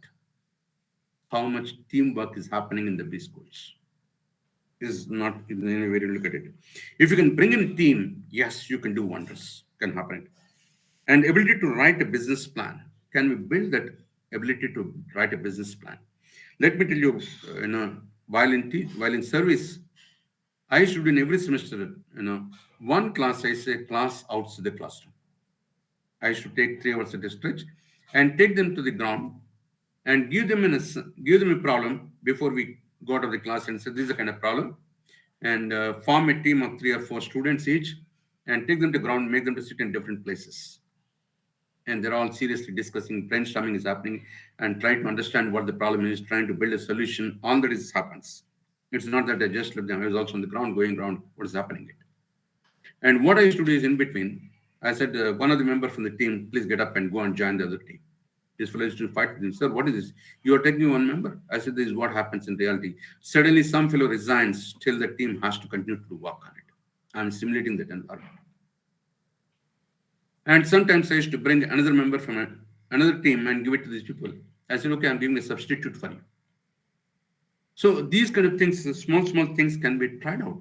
Why not we talk about it? So ability to write a business plan, can we are able to talk about it? The ability to do some test marketing it. What are the product you bring out? Can you do test marketing some select area and see Is it a market viable product? Is very, very important. Otherwise, the idea is only bookish. Idea is only for publication, not really implementable.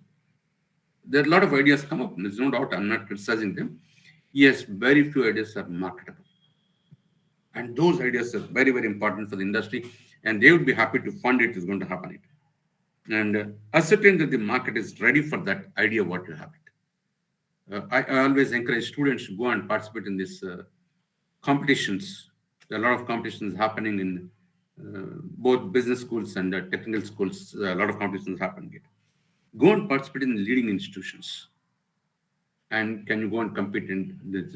And let me tell you, I always say, हमें गली का दादा नहीं बनना है, दिल्ली का दादा बन के दिखाना है. Is what you need to go and compete in the leading institutions. That's where I was, once I went as an observer for one of the national hackathons.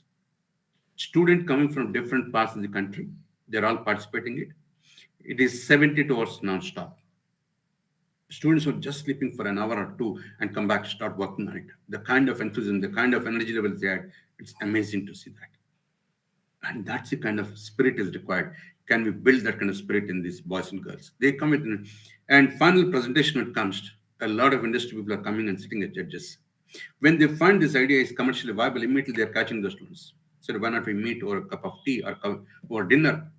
And once they find it's a commercial value, they said, okay, let's join hands and we'll start this venture. As a part within their organization or a separate entity. And the industrialist is funding the whole thing. And they become partners. And the student becomes CEO right day one. All these are happening. Funding is not a problem.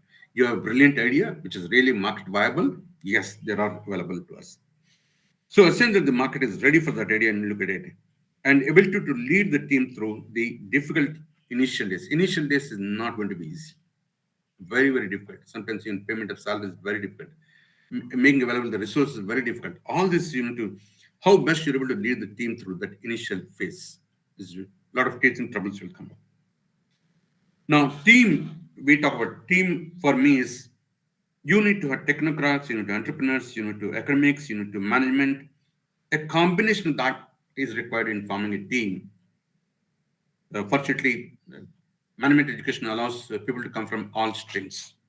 There may be some people from the engineering background, some people may be from pharma background, some people may be from commerce background, some people may be from literature background. All these combinations forms an excellent team. And if they really want to think about, these are the areas where we should encash on it. That provides us. The early start, a curious mind, and opportunity to research can come with some of the simplest innovations is possible. If you can be one of the early start and you have curious mind, an opportunity to research can come with very simplest innovations is possible and you will click immediately within no time.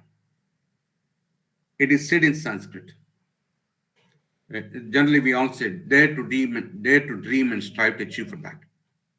It is said, kalpana to sankalpana to parikalpana to rupakalpana. Kalpana is dream.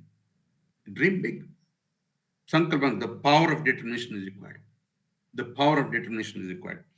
And parikalpana, what is your plan of action? If you can manage these three, rupakalpana, the picture emerges right in front of you can happen it. Are we dreaming big? And you need to have the power of determination making that dream into reality. And you need to have a plan of action where the faculty can play a very important role in transforming the dream into reality. We are facilitators as faculty, is what you're looking at. Integration of vocational education with educational offerings in all institutions by choosing focus areas based on the skill gap, whatever you're analyzing it, you need to look at what kind of skill gap is there, what kind of need is there by industry, or we'll look at it, talk about it. It's not that somebody said, yes, business analytics is need of the hour. Every college introduces business analytics.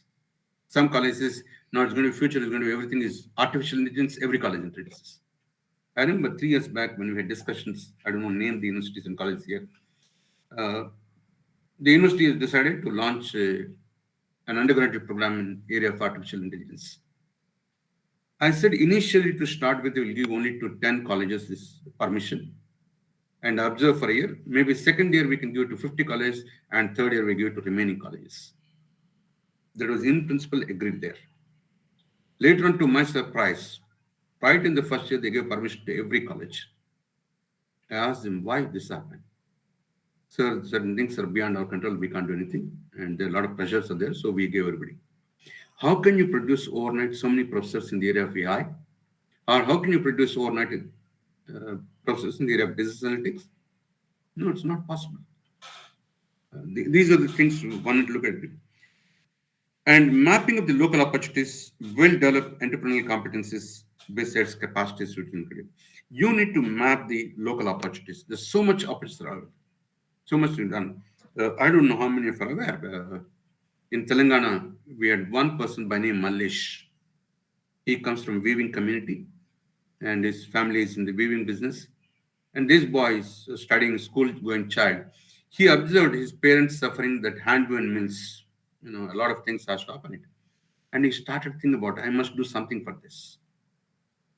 After seventh class, he discontinued his studies and started focusing on this.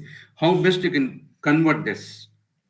Started trying out this and that and some and years are passing, nothing is coming out. And parents started worrying. He is neither studying nor helping them to continue this work. And when they discuss, they're from small village. When they discuss in the villages, generally they say, "You, iska shadi kar do, theek ho jayega." So they found some match and then they arranged marriage. And this fellow, what is, he convinced his wife, took away her money also and started working on it. He could build some model. I'm not saying he didn't build it, and nothing is working out. Now the trouble started, pressure started from the parents and in-laws also both. Then he left that village, came to Hyderabad, started working with electrical contractor, and he was working in industry to electrical problems and so on. One day, sir, when he gave the power, all the machines started rotating it. He stood up at the machine, he noted down that diagram, and went back, implemented on his half semi-finished work, and he completed and started working on it. He went back to the village, said, yes, it's working it. The message spread, entire villages came, neighboring villages also. They all said, why don't you prepare one for us? Sat down and worked on it. It costs X amount. People said, yes, we'll buy it. And there is start working it. And it was costing about 13,000 rupees and so on. But what happened? Suddenly steel rate has gone up. And this now, 13,000 machine has become 25,000, which most of these villages, they can't afford. So what is it? And his friend said, you learned so much of mechanical engineering on your own. You didn't go to college. And why don't you convert his electronic machine? So the cost will come down. He bought some books on electronics. He took the dictionary and started working on his own experiment and finally converted his electronic viewing machine. And he is a seventh class dropout from a village, and he invented electronic viewing machine for which he got Padma Shri Award. Look at it, a small thing did wonders. And he started selling that idea to so many people. Can we look at it? So mapping local opportunities will develop entrepreneurial competencies besides. I would suggest you can see a website called pallesrujana.org. Palle means village. Pallesrujana.org. Please see, a lot of such ideas are available there. Maybe you'll get some ideas, connect to your local industry, and come with new idea and can be implemented. This will go a long way to make vocational education as part of the larger version of the holistic education we're talking about. And that's where the faculty is given freedom to integrate the local requirements. Come with your own curriculum, your own syllabus, your own subjects, what you wanted, and can we adopt it? That freedom is given to you. Are we looking at taking advantage of that? The new NEP has been lauded by many and referred to as the need of the hour, they said it. An instrument that will put the existing Indian education system at par with the advanced world, what we're talking about it. We can meet the global standards. Is possible. In many ways, NEP seems like an endeavor to encourage and inculcate the spirit of innovation is talking about it. This NEP 20 talks about inculcate the spirit of innovation what we're talking about it. How much we can look at it. Are we able to get it? And to an extent, entrepreneurship is also incorporated into it. This is what we'll do. And institutes of excellence, like some of the leading B schools, I would say, can fill the gap in mentoring, the incubation hubs with university collaboration at regional levels. Every institution may not be able to have the incubation hubs, so maybe you can have some common facility there. You can start working on it. For example, Telangana government has created a big tea hub facility where students can walk in from any institution and work on it. And a lot of other people are also talking about it. Can we do some kind of thing? Affiliations among stakeholders on integrated platform by forging public-private partnerships. Public-private partnerships can be worked on it and talk about it. Important to create a skilled talent pool as per industry expectations is what we're talking about. So these were triple insisting on you need to have a collaborate, you need to have understand local requirements, you need to understand what is happening, market dynamics, all that has to be integrated into business curriculum is just to look at it. The idea is to drive employment generation, not employment seekers, employment creators, employment generators. The very idea of NEP is to drive employment generation is talk about it. Push innovation and encourage entrepreneurship among students, stakeholders, in collaboration with the industry, skilling organizations, and government agencies. Push the innovation and entrepreneurship is what B schools, at least some of these B schools are autonomous. They can plan the way they want it. Why not we think about it? And that's an area where you really can succeed. You can create a brand for yourself, and you can get a lot of industry-sponsored projects that will help you to strengthen the financial status of the organization, financial health of the organization also can happen. This is setting up startup incubation centers. You can refer to chapter number 11, point number 11, 12 of NEP document talks about it. Higher education institutions will focus on research and innovation by setting up startup incubation centers at the institutions. You need to have some kind of technology development centers. You need to have centers in frontier areas of research. You need to have it. And greater industry academic linkages are very, very important. You need to look at it. And that's really where you should be focusing on it. And interdisciplinary research has to be looked at how best you can integrate various disciplines together, including humanities and social science research, and look at it.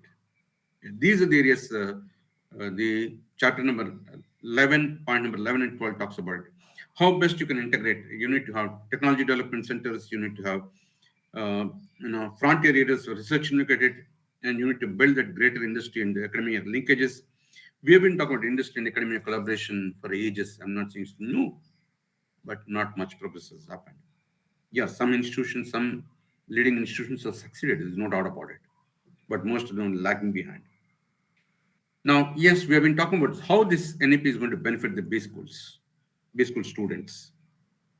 Core interest areas can be focused along with the academics. What are the area of interest of the students? That can be focused along with the academics, what they have it. Let's say, so for example, you are into business education or teaching some discipline, but there are some group of students, maybe two or three of it. They want to take this entire knowledge of business management into dairy industry. They want to set up something of their own. Is there a way can we connect these fields together? So core interest areas can be focused along with the academics, what they have it. Because today a lot of, I know from the software industry, a lot of people are quitting their high-paid software jobs, going as farming is taking up their career, or something different they're taking up as a career. So think about it. And sports and extracurricular credits could be considered while awarding the degree can be talked about it. I have another question here at this point of time. I don't know how many of you are aware. When you talk about curriculum, curriculum has got three components: curricular, co-curricular, and extracurricular activities. Curricular is our regular classroom syllabus, what we talk about it. Co-curricular is debate, elocution, paper writing, essay writing, model building, case studies, and so on is talk about it. And extracurricular activities, sports, games, dance, drama, cultural activities. When you talk about all-round development, all three are required. I want to know from you, in your regular weekly timetable, how many periods are allocated for sports? I'm sure you all have sports facilities. Most often, no. Broadly speaking, curriculum 60% time should be allocated for curricular activities, 20% for co-curricular activities, 20% for extracurricular activities. That's where all-round development can happen. Otherwise, today, the present day students are suffering from chronic disorders. Right from the age of 20, multiple chronic disorders. There's no physical exercise. As I said, I'm at the age of 70. Last 60 years, I've not taken any medicine. I don't know childhood what it was. I'm not aware of childhood. I'm not even. I do a lot of exercise, and I don't sit in my classroom. I keep on walking. And this last straight end of years, I've been giving lectures on average 5 hours per day, morning 2.5 hours, afternoon 2.5 hours. I don't sit. I keep walking around, and I enjoy teaching it, and love the job what you're doing. It you'll get energy automatically. And quite often when I conduct these programs, the faculty come to me, sir, how can you deliver lecture from morning to evening? When we take 2 sessions, when the HOD asks me to take third session, I say, sorry, not possible. When you love the job, you get energy automatically. I give them an example. Imagine for a moment you attended the day-long class and you're tired. You went and told at home, Mom, I'm so tired today. I don't want dinner. I want to sleep. But around 7:30, your girlfriend calls. Shall we meet for dinner? What will be the response? Immediately you jump out of bed and get ready and go there before she arrives. So the same is true here. Love the job what you're doing. You get energy automatically will happen. Leverage into choosing the subjects of interest, considering the academic bank of credits what we have. Leverage, basket of courses you can offer it. And from there they can take advantage. Maybe some of them you are not offering, maybe some other institutions offering it. Yes, that flexibility is given in the NEP 2020. He can go there and do some course and come back to it. It can happen. Less of theory and more of practical knowledge will be gained by the students when you offer these kind of courses. Hand in hand, academic, personal hobbies should be nurtured into passion. Hand in hand, your academic work and hobbies, what they have is can be nurtured together. Their passion into it, and that can be successful. Entrepreneurs can be turned out, can happen. You think about it. Students can learn different subjects and skill sets depending on the choice of interest what they have it. But otherwise, today we all have a rigid curriculum. You have to go through it. Why don't you give them the freedom? Let them go and pursue some of the course as long as fulfilling the total credits, credit transfers are available, and that you can fulfill that and do kind of things. And the B school students will benefit tremendously from the NEP 2020 is going to happen it, as they will get the necessary exposure and experience to real business world is going to happen it. If all that can be implemented in true spirit. Moreover, all the skills and knowledge needed to real business will be imparted because the faculty are getting connected with the industry and a lot of consultancy assignments are being executed. They'll be able to bring in all that and they have an excellent network with the industry. The students will be able to really go and work on industry platform. All that really will help them to be real business. They can talk about it. Earlier, only theoretical knowledge was being imparted, which was not clearly applicable in business. So much theoretical knowledge, fine, not against theory. But what industry needs is practical knowledge. Maybe somebody wants to take up high-end research. Yes, theoretical knowledge is really required. Talk about it. This step of the government will aid in preparing highly skilled and logical businessmen for the future is what's going to happen. Highly skilled businessmen, when I say men, it includes women, don't say that. India will reap the benefit of this move to the next 40, 50 years. We are going to get benefit of this. And all that freedom is given to the faculty to design courses depend their interest and industry needs and combine local industry, all that can be talked about. India will become more developed and highly skilled can happen. Can talk about it. The NEP 2020 is a step towards a brighter future for the country as well as the students can happen it. The benefits to business education. No affiliation with universities. Autonomy will be granted to the colleges. To such colleges should be given to studies of deemed to be universities. Is not happen it. You can start awarding. Otherwise, students on the B schools they go to get equivalence to MBA and also Association of Indian Universities, we go and get the equivalence. All that is going to go away. Colleges can develop and design their own curriculum. You can talk about it. And industry-oriented exposure can be developed for. There's another beautiful thing which happened. The professor of practice has been implemented. A person with the industry, not essential PhD qualification. All these days, we're talking about teaching means PhD. A person with 15 years experience can come here and take up teaching, and he's called professor of practice. So that's provision is given, and so that's an area where so industry-oriented exposure can be developed with professor of practice, and that professor who is sitting here can help us to get connected with the industry. He can bring in that experience. He can offer us some short-term course on this based on his expertise. All the kind of facilities is possible. Practical approach can be adapted, can be talked about it. Industry academic linkage will be strengthened because of professor of practice. That strengthening can happen. It can talk about it. And exams and evaluation pattern can be changed to enhance the institutions and the students' interest. You can look at it. Otherwise, today we are all getting marks. But what is it about? I'm sure all of you know, industry is not giving importance to marks. Most of the recruiters, when they come to the campus, they say, all the students who got all through first class with no backlogs, they're eligible to apply to our company, beyond which they're not looked into marks. Purely the performance of students in the selection process. They didn't. At least the private sector is doing. So exams and evaluation pattern can be changed to enhance the institutions and students' interests. At this point of time, I have another question coming up. What is the difference between test and examination? What's the difference between test and examination?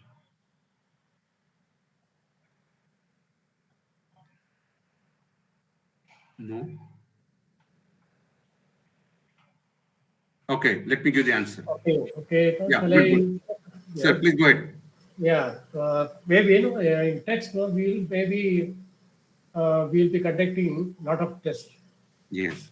Just to assess the overall performance or the like that. Whereas examination will be the end point. End semester or end End trimester. point. End point. Okay, thank you, sir. Okay. Okay, let me give the answer to you. Test is only one component, one unit, or one chapter, whatever it is. Examination is a comprehensive understanding subject as a whole. All the chapters have interconnections. Are we looking at it? Say, for example, in the medical sciences, we say blood test and urine test, we talk about. When a patient is in critical condition, we say complete examination of the patient is required. Because all these organs are internally connected to each other. Are we understanding those interconnections? Say, finally, when they do the project at the end of the 2-year master's program in business management, are they able to apply all this knowledge, what they gain in all these subjects with their study as part of the management program? Not just doing some small thing. And that's where really the concept of examination is what we need to do. So exams and evaluation pattern will be changed to enhance the institutions and students' interest. You can look at it. You can think about it. And more admissions should be granted by the institution through various developmental activities. And what kind of courses you're doing it, that will really attract the admissions can happen. It branding will happen. Sports credits can be considered in the academic bank of credits along with the course subject. Somebody is participating in national, international level, and that credits can be given to them. And maybe you can think about how management is going to play an important role in the sports arena. Think about it. Sports management is a big subject. One can look at it. These are the areas we can look at it. And fee schemes can be restructured to help students to gain access to top management courses can be talked about it. And some of the weaker sections can be given a chance. Some of the meritorious students can be given a chance. And so you need to look at the fee. Also need to look at the fee scheme can be looked at it to encourage the talent and at the same time to encourage the weaker sections also need to look at it. Maybe certain percentage. I'm not saying everything we can do free, not possible at all. And economic-based schemes and scholarship programs can be undertaken. And so maybe approach the industry. Industry can sponsor some of their, for example, we have a type, the institute where I work, we have a type with one of the leading public sector, 3 public sectors. Every year they sponsor 5 students from their side, fully funded by them. Say, for example, one of the companies in the area of mining, and they're all working in remote areas. They pick up the students in those remote areas and who are bright, they have their own selection criteria, and then they send it to us, for which they fully fund it. So that means we are able to reach the unreachable students. Somebody is funding it, and they have been given exposure and they're able to succeed in their life. Think about various schemes you can look at it. And let me sum up. I've been talking. Overall, the NEP will kickstart a new era into education in the future generations. What's going to happen? Because we are all talking about future tomorrow. What's going to happen? Are we looking at it? So this is going to transform. Is going to kickstart the entire thing. Is going to be totally different. Is going to happen. It. Are we able to look at it? And definitely indicates that the license Raj, British Raj, these kind of words which is in this era of creating babus through education systems is coming to an end, is what's going to happen. Are we looking at it? Just give me a minute. Yeah. And further, the government should look at the revisiting the policy from time to time and look at it. Any policy which is there, you need to revisit from time to time because the needs are changing. The only thing constant in life is change. Environment is changing, technology is changing, business is changing. So the same way here, the policy also has to be relooked at, revisited from time to time.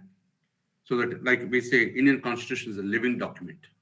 The reason we've gone for more than 100 amendments so far. So the same is here, policy has to be revisited from time to time to see that it's meeting the needs. Just like uh, announces 5 years plans so that the education system does not lag behind in the fast changing business environment is what you look at it.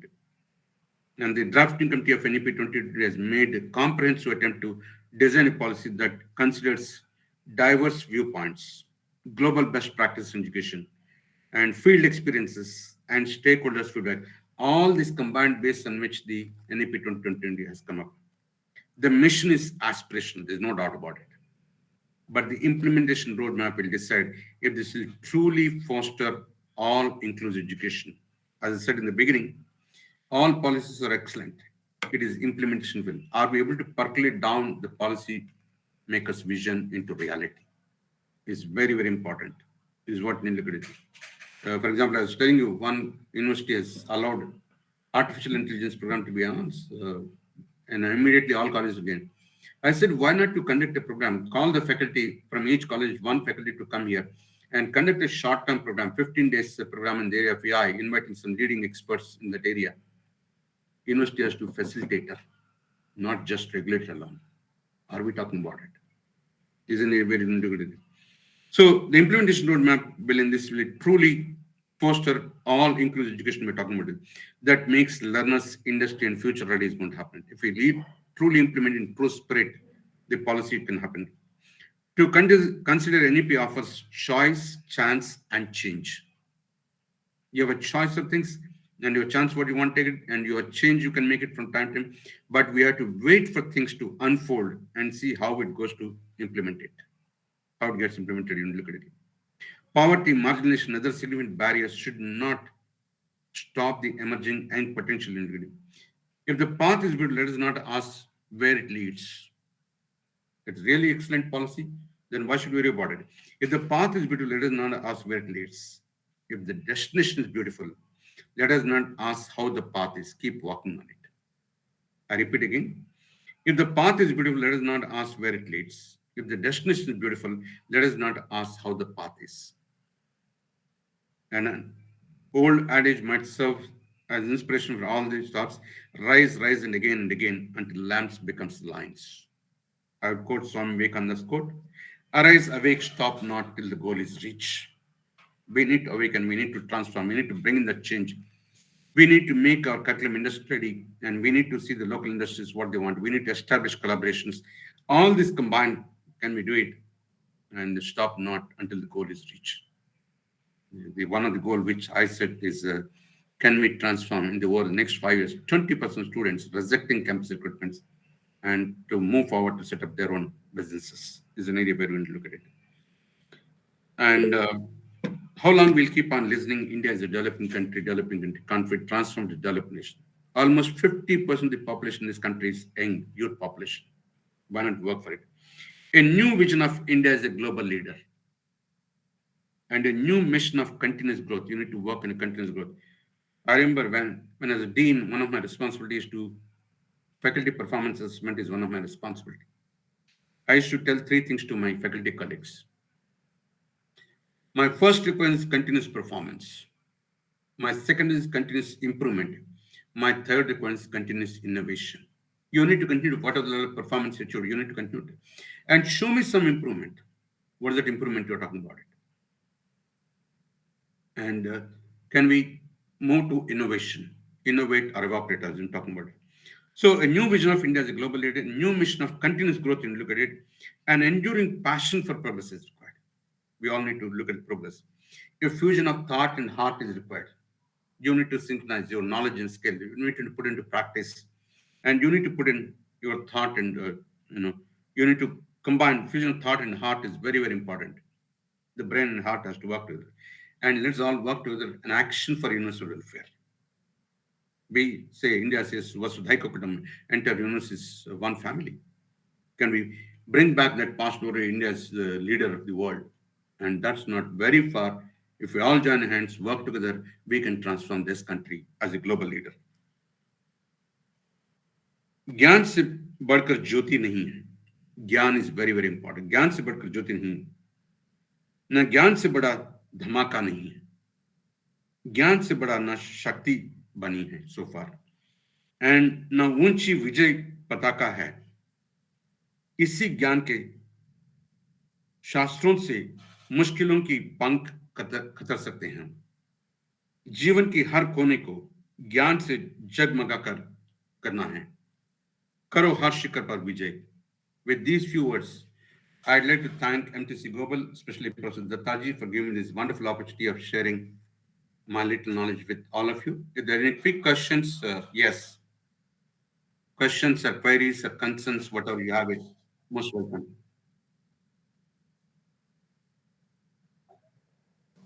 Yeah, Yeah, yes, this is once again Dr. Venkatram. yes, sir. Yeah, it's a very nice presentation, sir. Thank you very much Thank you. for enlightening us. Now, I have a specific question. Sir, We are talking about that every institute or each institution or each education institution can have its own curriculum or syllabus like that. yes, If that yes. is the case, Within the broad framework. yeah. But Yeah. how we can ensure this quality framework across India or across the country? Because each of Sir, may are have, we, yeah. yeah, are we participating in this ranking, not only national, international, global rankings, and that speaks volumes. So Okay. quality is assessed by the independent agencies, not that we are assessing and say, I'm great. No, it will not happen. Yeah, but how to ensure There are that? so many But- agencies which are doing accreditation process, and are we there? Okay, see, now Yeah. as you are talking about, we have actually a lot of business in education institutes. Okay? Yes, yes, When they can have their own curriculum or when you give freedom, yeah. is that can be also fitting into our uniform quality framework? Sir, ultimately the industry decides whether students really are there to suit their needs. We may talk about so many things, how best industry is accepting our students. Okay. That talks about it. Okay.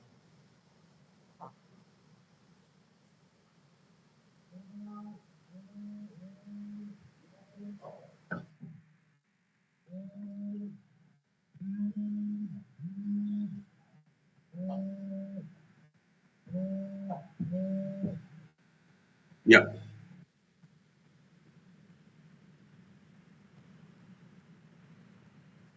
If no other questions, I'd like to thank MTC Global for giving this opportunity. And thank you so much, Datta sir, for giving this opportunity.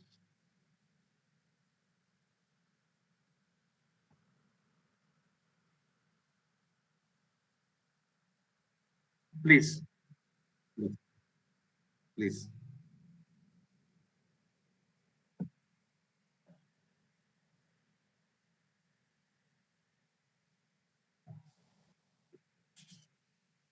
Yes,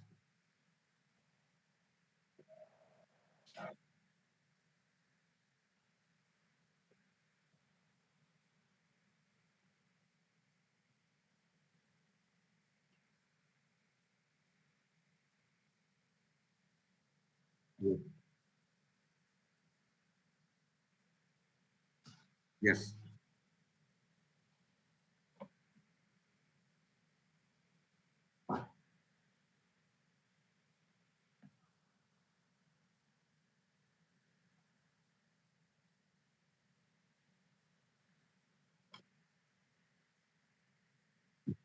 yes, yes,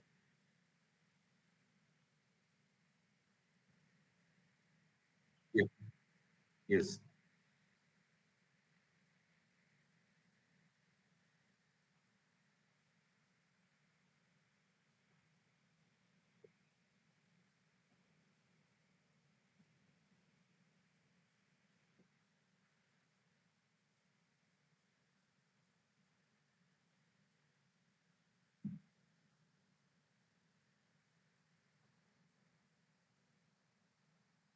Yes.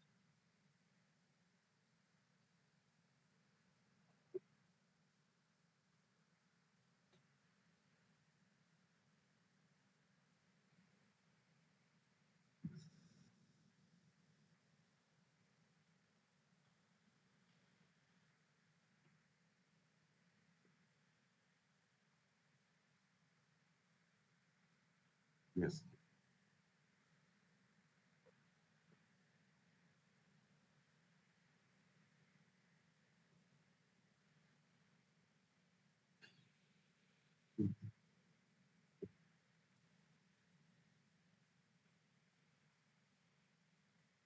Yes.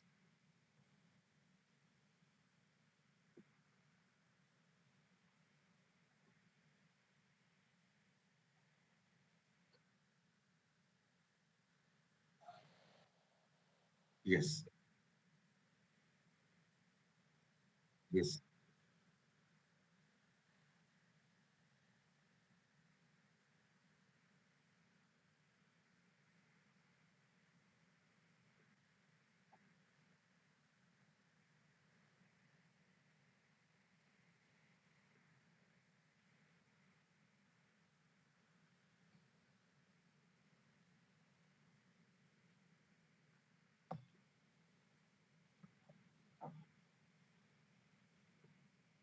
Yes.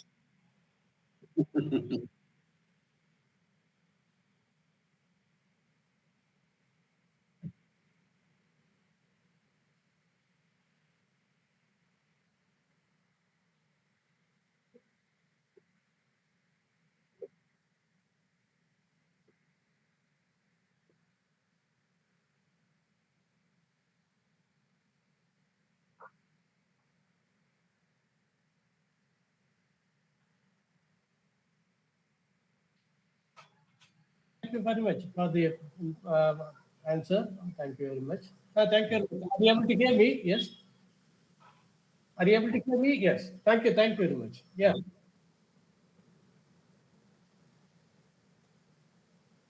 Thank you.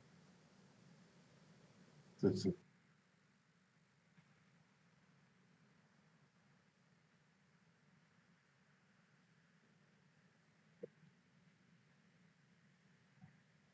Certainly.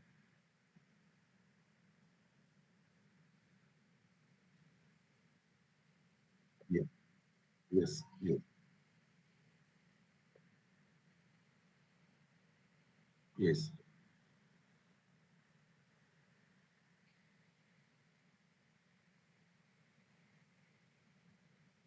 Thank you.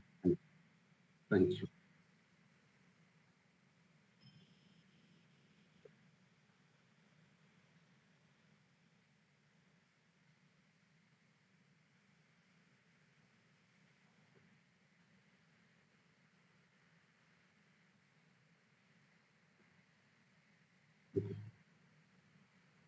Yes. Yes.